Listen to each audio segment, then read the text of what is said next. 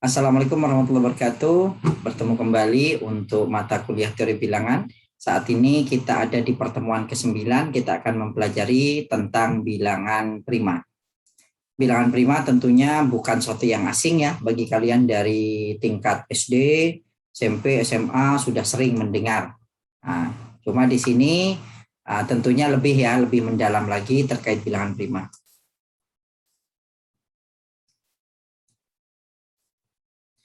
Capaian pembelajaran. Jadi selalu saya sampaikan di awal pada saat kita ingin mempelajari supaya apa yang kita pelajari lebih terarah. Kalian tahu maksud dari apa yang mau kita pelajari nanti. Jadi capaian pembelajarannya yang pertama, mahasiswa memahami definisi dua bilangan yang relatif prima dan bilangan prima. Yang kedua, mahasiswa dapat menggunakan teorema bilangan prima dalam menyelesaikan soal. Yang pertama, relatif prima. Ini mungkin istilah primanya kalian sudah paham, cuma relatif prima ini kemungkinan kalian baru pertama kali dengar. Ya bisa jadi dengar karena sudah membaca. Jadi dua bilangan A, B anggota dari bilangan bulat atau Z dikatakan relatif prima jika A, B sama dengan 1. Jadi ini itu adalah lambang dari FPB atau GCD ya. Jadi dua bilangan yang GCD-nya 1 itu kita katakan dia adalah relatif prima seperti itu.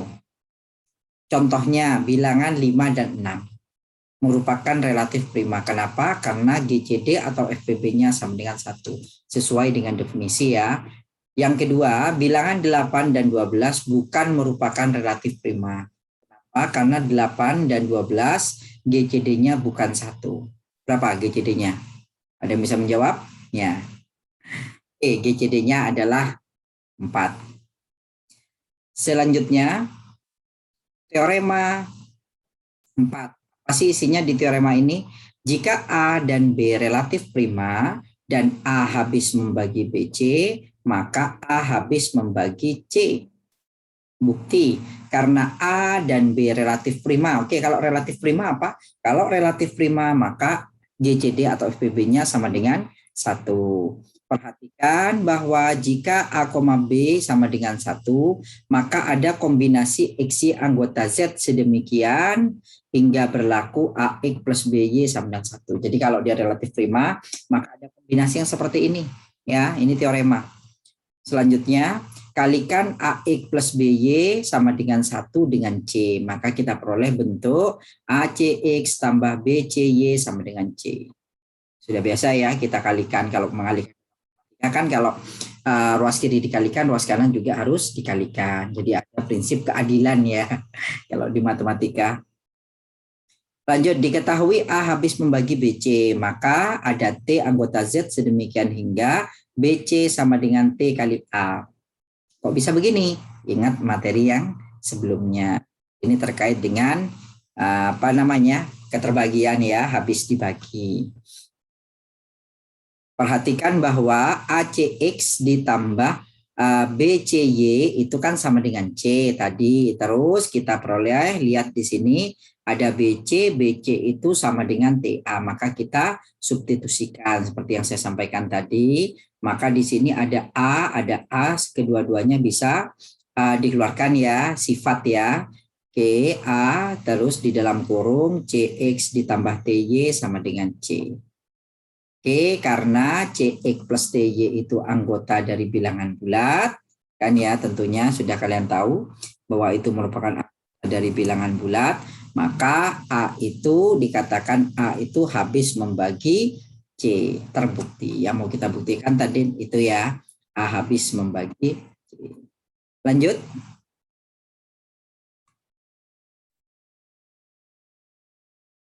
Oke, sebentar. Lanjutkan, bilangan prima sekarang. Definisi bilangan prima. Bilangan bulat P lebih besar dari 1 dikatakan sebuah bilangan prima. Jika dan hanya jika pembagi P hanya plus minus 1 dan plus minus P. Ya, oke, lanjut. Jadi P lebih besar dari 1, jelas. Kalau saya tanya P1 prima atau tidak? Dari definisi sudah jelas bahwa itu bukan prima. Contoh, 7 adalah bilangan prima. Kenapa? Karena 7 lebih dari 1. Oke, ini definisinya ya, lebih dari 1. Dan pembagi 7 itu hanya plus minus 1 dan plus minus 7. Maka kita katakan 7 bilangan prima. 8 bukan bilangan prima.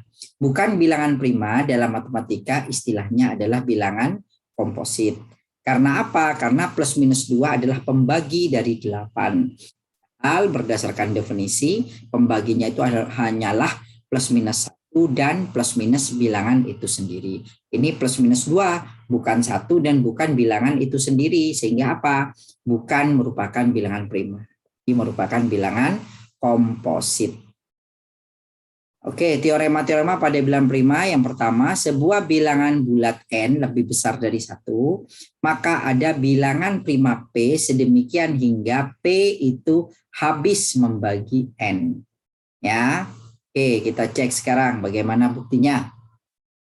Sebuah bilangan n lebih besar dari 1, maka ada bilangan prima p sedemikian hingga p habis membagi n. Jadi n-nya itu bilangan bulat, tapi dia lebih dari 1. Berarti contohnya berapa? 2. Itu 2. Maka akan ada bilangan prima. Bilangan primanya apa? 2. 2 habis bagi 2. Kalau n-nya misalkan 3, ya ada bilangan primanya berapa? 3. Kalau misalkan n-nya 100, ada bilangan prima, ada berapa? 2 bisa. Kan begitu. Ya, jadi cuma kan di sini kita mau membuktikan, jadi nggak bisa satu persatu seperti yang saya sebutkan tadi. Kalau 2 berapa, kalau 3 berapa, kalau 100 berapa, kalau 16 berapa, lah itu bukan membuktikan secara matematis. Itu kita hanya mengelis ya supaya kita tahu, oh kayaknya bisa dibagi. Selalu ada bilangan prima yang demikian gitu loh. Makanya kita lihat bukti matematisnya seperti apa. Misal S itu adalah himpunan bilangan bulat n yang lebih besar dari 1 yang tidak mempunyai pembagi prima. Jadi dalam matematika ini kita namakan sebagai pembuktian tak langsung ya. Jadi ini pembuktian tak langsung menggunakan kontradiksinya. Ya, himpunan bilangan bulat n lebih besar dari 1 yang tidak mempunyai pembagi prima. Akan ditunjukkan himpunan itu kosong. Nah, karena kita mau menunjukkan bahwa apa? Bahwa ada, kan begitu. Andaikan S tidak kosong, lah ini kontradiksi ya, kita menggunakan kontradiksi. Andaikan S tidak kosong. Kalau S tidak kosong, berarti kan kalau tidak kosong apa? Ada anggotanya, kan begitu. Sehingga menurut the well ordering property mempunyai anggota terkecil. Misalkan M lebih besar dari 1 dan tidak mempunyai pembagi prima. Maka M itu kita katakan komposit. Oke, saya lanjutkan sehingga M itu adalah A kali B. Ya, A kali B dengan A-nya itu lebih dari 1 kurang dari M, demikian juga B-nya. Lebih dari 1 kurang dari M. Karena A lebih dari 1 kurang dari M, maka faktor A bukan anggota S. Bisa dipahami ya? Jadi kenapa kok begitu? Ya karena kan katanya M itu kan anggota terkecil. Ya, misal M lebih besar dari 1 di sini. Lanjut ya, berarti faktor A bukan anggota S sehingga A harus mempunyai pembagi prima. Kalau dia bukan anggota S kan begitu. Pembagi primanya adalah P. Maka A harus mempunyai pembagi prima P. Maka P habis membagi A dan A habis membagi M. Hal ini tentunya kontradiksi. Ya, kontradiksi dengan apa? Dengan pengandaian bahwa M tidak memiliki pembagi prima. Artinya apa? Jadi S-nya itu harus himpunan kosong, begitu. Ya, jadi S itu harus himpunan kosong. Artinya apa? Kalau begitu selalu ada. Tadi kan bilangnya tidak ada, tidak mempunyai.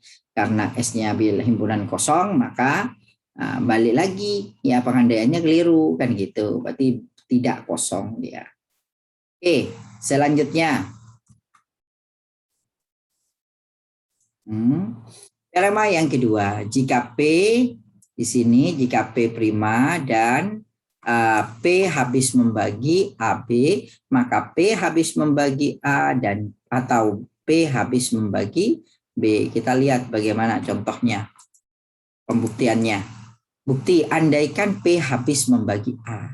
maka akan dibuktikan P habis membagi B. Karena P habis membagi A, maka A, P itu sama dengan 1. Kenapa? Karena P-nya itu bilangan prima. P habis membagi AB dan AP sama dengan 1. Berdasarkan teorema yang berbunyi, jika A dan B relatif prima dan A habis membagi BC, maka A habis membagi C. Sehingga dapat disimpulkan bahwa P habis membagi P. Seperti itu. Silakan nanti bisa tanya di kolom komentar jika ada yang belum dipahami. Nah, seperti biasa ya, untuk melatih kalian, kemampuan kalian supaya terus berkembang, maka perlu yang namanya tugas mandiri selalu. Jadi setiap akhir pertemuan ada yang namanya tugas mandiri. Silahkan, buku sudah saya kasih untuk subbab terkait dengan bilangan prima. Kerjakan soal latihan yang E. Ya, nanti silahkan kumpulkan melalui LMS seperti biasa, seperti pada pertemuan sebelumnya ya. Oke, mungkin itu saja yang bisa saya sampaikan di pertemuan kali ini. Wabillahi taufiq wal hidayah. Wassalamualaikum warahmatullahi taala wabarakatuh.